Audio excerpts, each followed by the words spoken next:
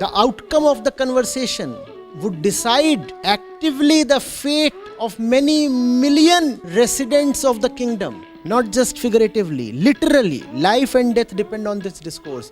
Therefore, this discourse has so much potency. Arjun is the real life student, not the ideal disciple. Therefore, Krishna's persuasion has the cutting edge mastery. That's what happened with Arjuna as well. So the Bhagavad Gita is such a real and captivating story. Good evening, sir. Myself, Sajal Kumar Nirala from first year NIT-jamshedpur.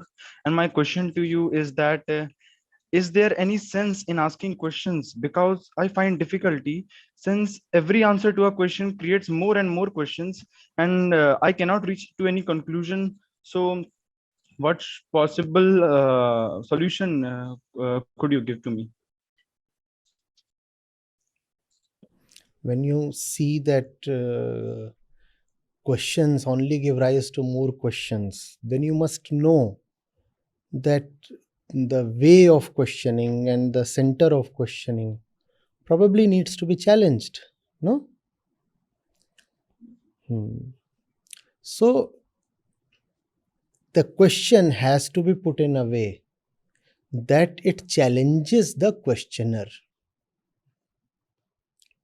Question by definition is an act of inquiry, right? Or is it an act of conclusion and assumption? Please tell me. It is an act of assumption that we get from the solution.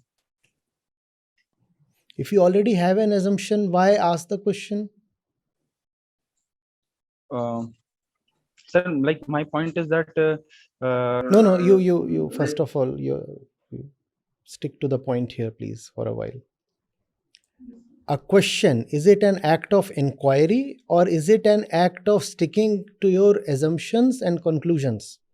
it is an act of inquiry, sir.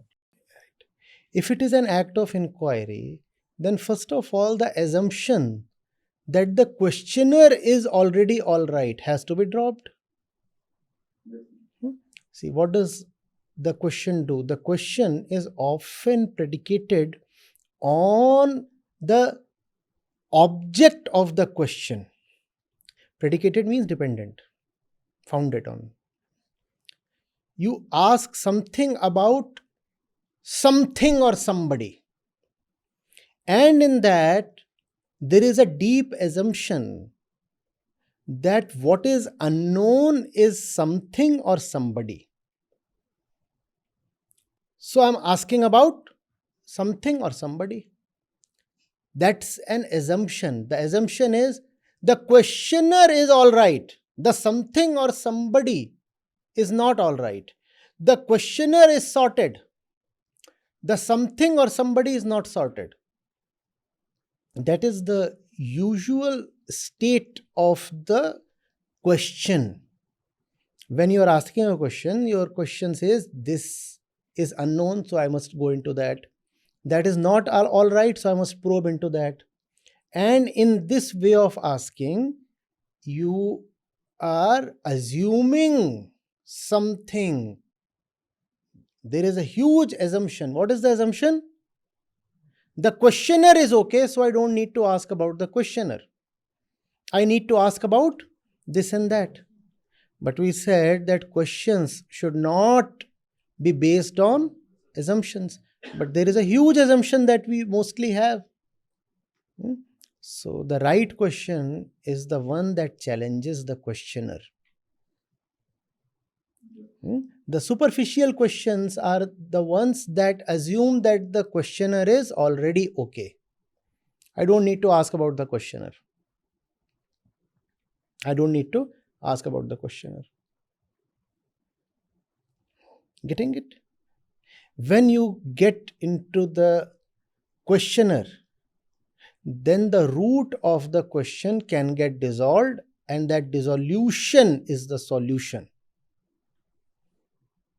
Otherwise, you can keep chasing this or that object, and from one object will arise another problem, another aspect that you do not know of, some other conflict, some other inconsistency, and there will be, as you said, no end to it. When you are asking a question, pause and check what are your assumptions behind the question. If the assumption is not seen, then asking the question will not help. There is no question that does not have an assumption behind it. Try asking a question that is not based on an assumption. Try. Let's have it right now. For example, one of the most famous examples is, we'll take your examples as well. One of the most famous examples is, hello, when did you come out of the jail? Hello, when did you come out of the jail? There is a huge assumption. What is the assumption? The fellow was in the jail. But the fellow is not accurately telling you when he was released from the jail. So you are confounded and you're saying, my question is not getting an answer. What if the assumption that your question stands on is itself flawed? What if the fellow never went to the jail? How can he answer your question? Now your question will continue endlessly and you will say, see, there is no point in asking questions because no definite answer is obtained. How can there be a definite answer when you are not seeing that your question is not based on inquiry but on assumption, or that the inquiry is superficial, the assumption is deeper? Now give me a question. So the example you gave is completes the purpose. But I wanted to ask, if asking questions couldn't help me, then what else? Like being silent could be one of the solutions. No. You cannot just be silent along with your assumptions. Asking questions is a very necessary thing. I never said do not ask questions. I said question the question. I said question the question itself. When a question comes to you, ask, sir, which assumptions are you standing on? There is the question and then there is the foundational assumption. What is the foundation of that question? And if the foundation is an assumption or a ready-made conclusion, then there is a problem. Now the question will not lead you anywhere. We do not have any questions that are not founded on assumptions.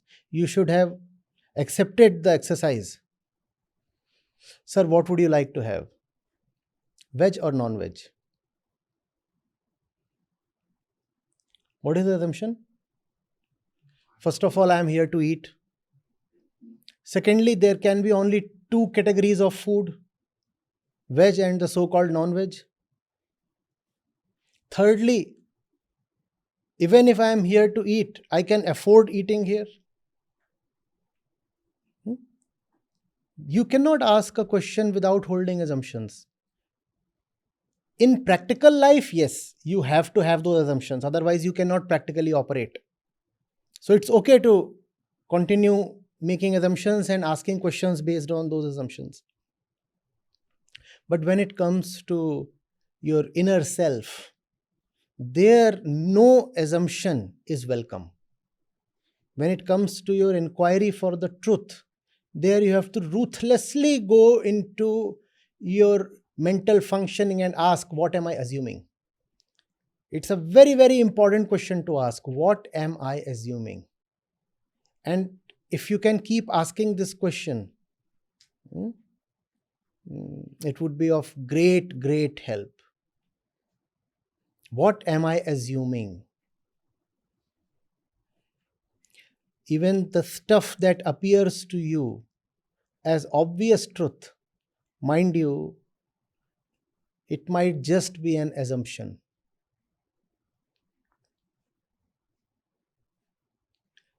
There is this spiritual joke. Come on, I just made it up. All right. "Sir, who are you?" And the fellow replies, "Am I?" What was the assumption behind the question? The answerer tried to expose the assumption. The questioner asked, "Sir, who are you?" The questioner asked, "Sir, who are you?"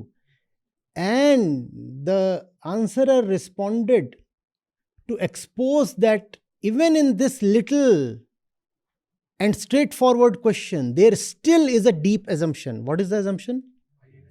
I exist. Even that is an assumption. You cannot ask a question without an assumption.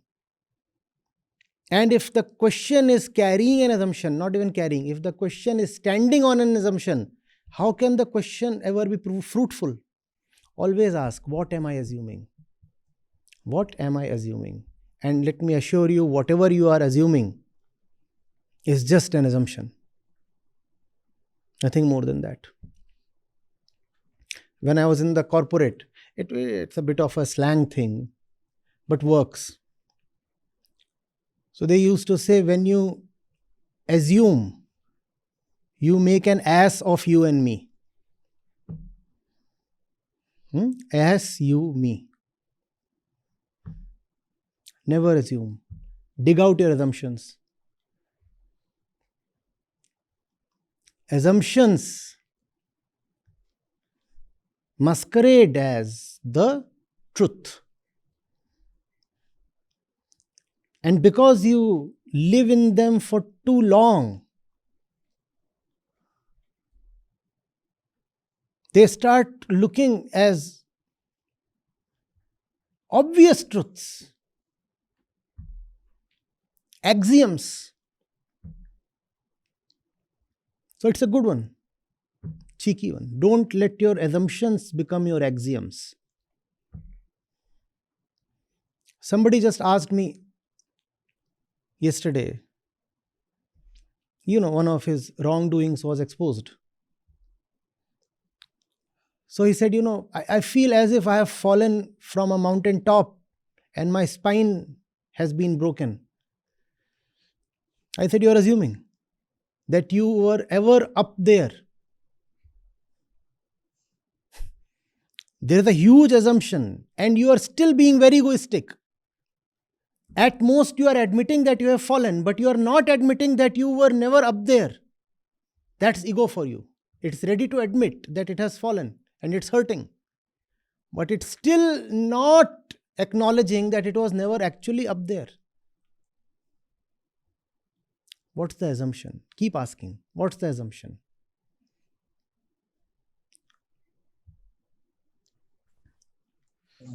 Sir, some of the great philosophers have found the answers to some inner self questions by being in silence. That what we have assumed.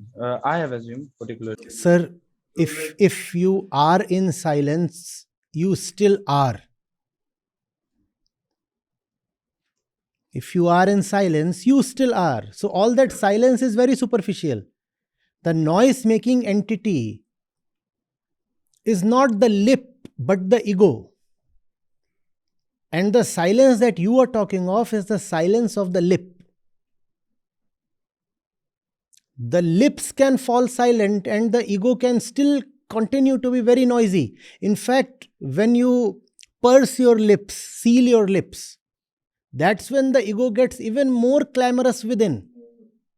Because it has nobody else to talk to, so it starts talking to itself. And that's a very bad kind of dialogue when you are just talking to yourself. That's a sure sign of insanity. Mad people do that. You go to them and they are talking to themselves all the time. So no point sealing your lips when the inner one is still chatting away to its glory. Silence is not about not uttering a word. Silence is about quieting the ego down. That's the real definition of silence. People start thinking of silence as an act. Silence is not an act. Silence is a state of being.